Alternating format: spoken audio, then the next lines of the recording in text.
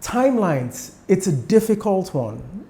Some of these from end to end can take 10 years, sometimes 15 years, depending on the intervention. But if you want to really do it quickly, you're talking about somewhere between 18 months and 2 years. And I'll give you an example using COVID-19. As you're aware, COVID-19 belongs to the coronavirus family. SARS, came up about 17 years ago, and people started working towards getting vaccines for SARS 17 years ago. MERS, which also belongs to the coronavirus family, came up 8 years ago. And when it came up, because of how significant it was in that part of the world, people invested resources to develop vaccines for MERS. So these are two coronavirus that people have started to look at 17 and 8 years ago, respectively.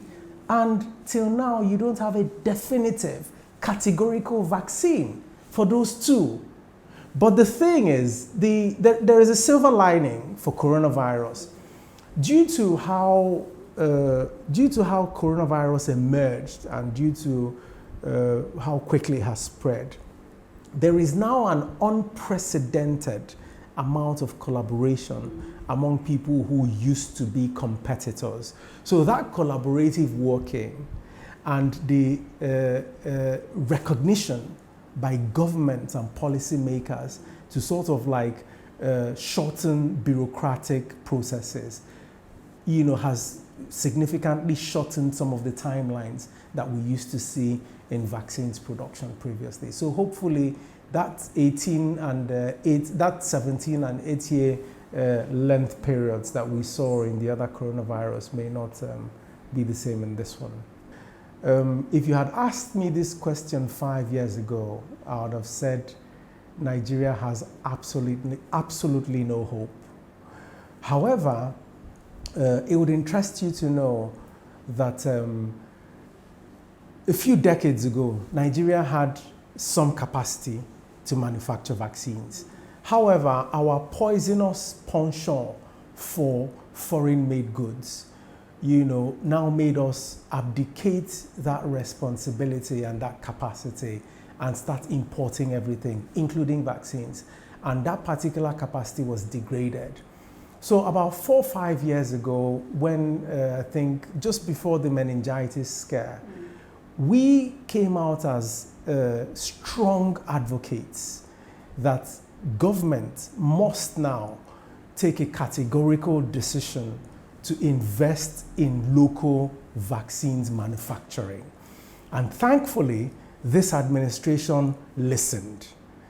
I'm happy to report that based on that engagement and consequent responsiveness of government, a partnership was signed between government and a private sector entity, a local manufacturer, to start manufacturing vaccines in Nigeria. And I think government backed its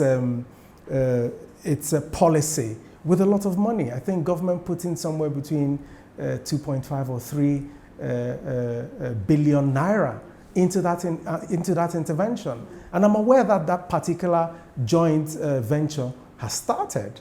Unfortunately, from the inception of beginning to indicate an interest to manufacturing vaccines, to building your factory, getting your regulatory approvals, getting your pre-qualifications, it's a long process.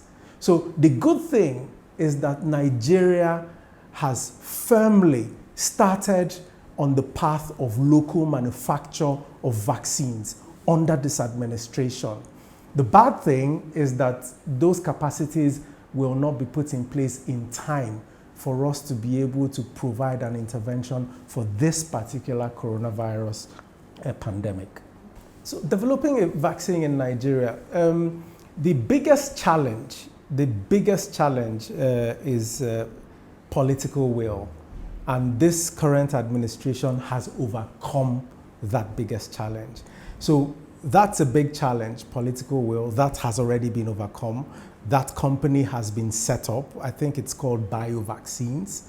And there are, however, other challenges. There's the challenge of funding. There's the challenge of technical partnership. Who are you going to partner with? Because this is a novel intervention in Nigeria. So you would need an international partner who's ready to share knowledge with you so that you can upgrade the capacity of your people in country. There is obviously international politics.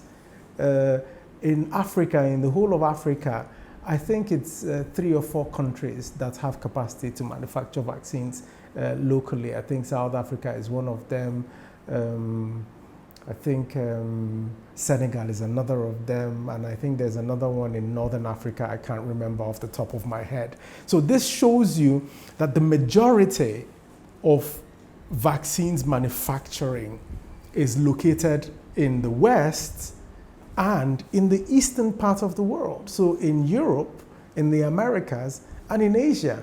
And these people, I mean, when you're controlling a commodity, when you're controlling a market, you know, the chances are that when someone wants to make an entrance into that particular market, someone who has a population of 200 million naira, I mean 200 million people, you know, there will be some resistance internationally. So these are a few of the challenges that one should expect, and I'm sure those involved in policymaking will be preparing adequately to address these challenges.